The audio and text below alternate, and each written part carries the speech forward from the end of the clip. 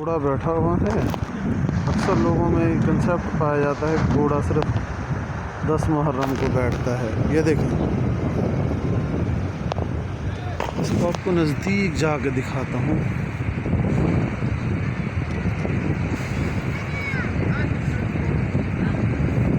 सुकून से बैठा हुआ है।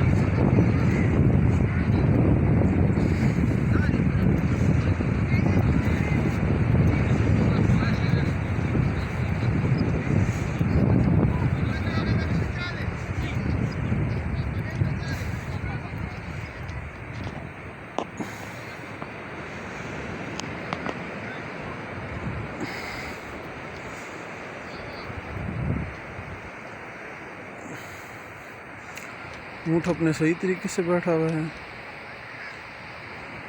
घोड़ा भी इसी तरह बैठा हुआ है। ये देखें,